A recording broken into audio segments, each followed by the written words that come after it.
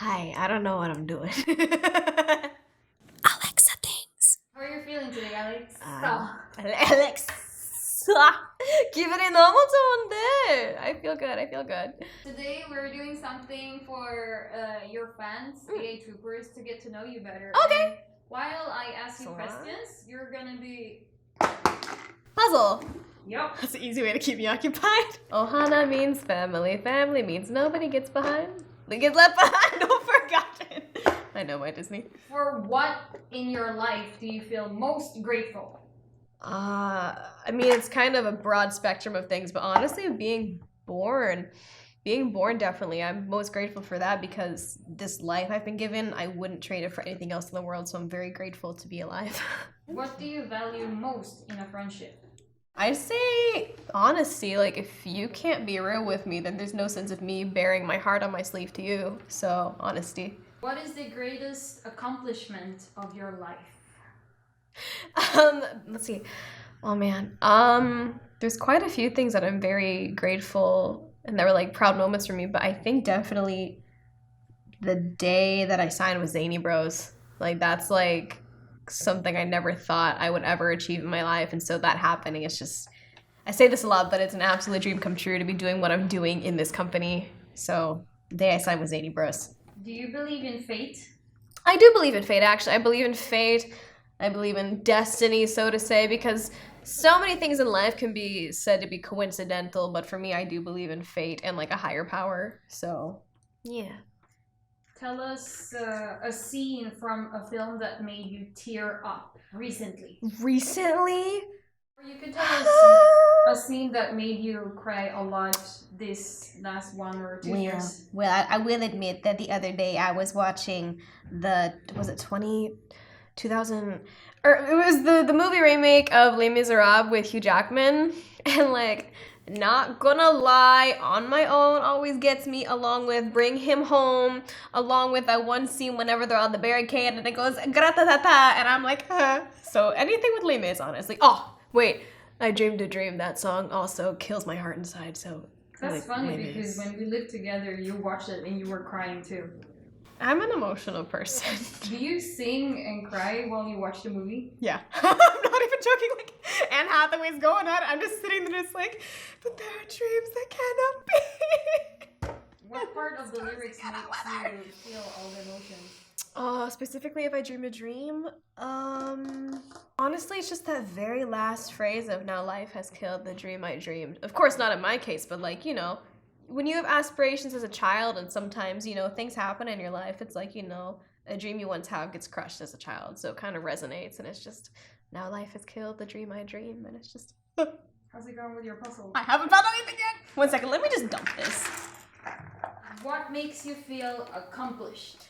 I'd say like, whenever I go on SNS and I see all the lovely comments from followers around the world, I feel like that, it makes me feel pretty accomplished that like I'm spreading what I love with people that appreciate it. So that's definitely something for me. If past lives are real, what was yours? That's a good question. Something tells me I was probably a dude, but if I wasn't a dude, I was a cat.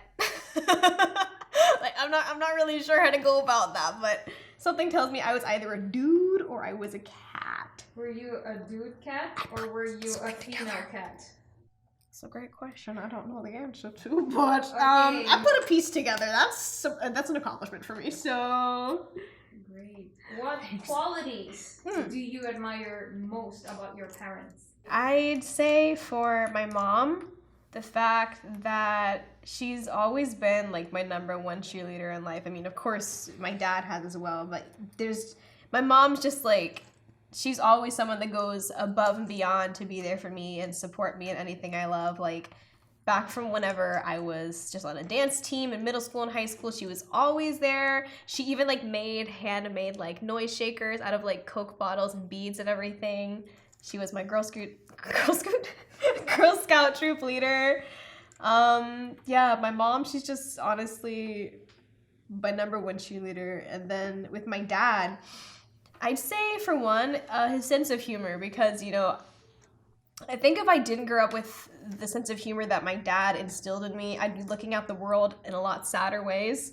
So my dad definitely has helped brighten up my world through his sense of humor, as dark and sarcastic as it can be. But definitely my dad's sense of humor has gotten me through some difficult times. So, yeah. What is your most treasured memory? My most treasured memory. Oh my gosh, we are digging deep.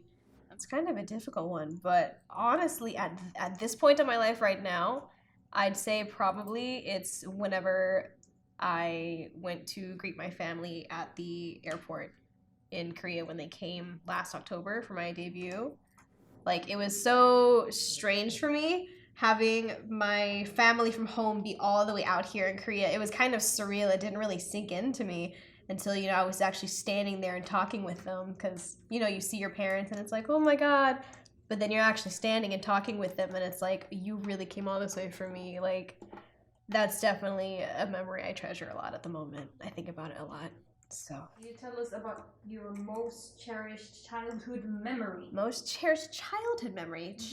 I put another piece together. Incredible. Most cherished childhood memory. Temption menu. Is this another piece? It is not. I'm a failure. Most cherished childhood memory. Nope, that's not it either. Dang it. I mean, this isn't a specific moment per se, but it's just moments like this from my childhood I remembered. I don't remember up until what age exactly, but before, my brother and I always went to sleep as kids. My parents would always play music, and my brother and I would just run around, be goofy, like act things out, and just release all of our energy before we slept. And this was like a nightly ritual. Like, we would turn on music, interpretive dance to it however we wanted to. I'm remembering specific things now.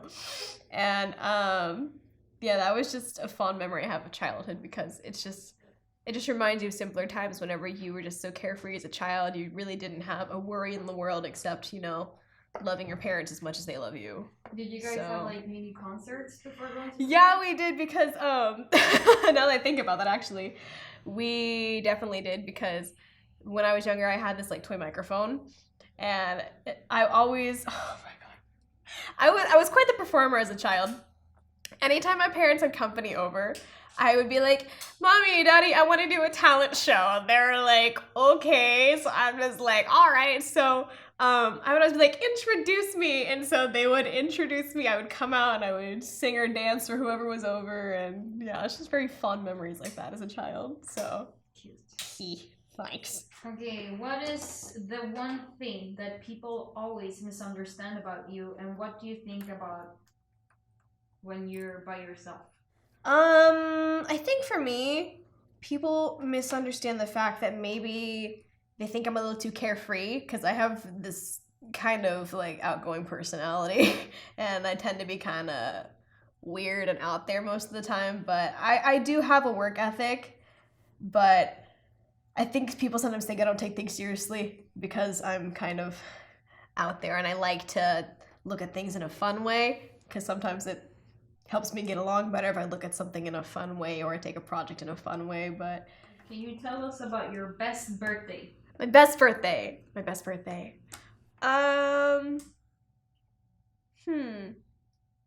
Well, I mean, best on the scale of like grand scheme versus best versus like memory I have. Like, grand scheme of things, I would say my Sweet 16. It's a very American thing.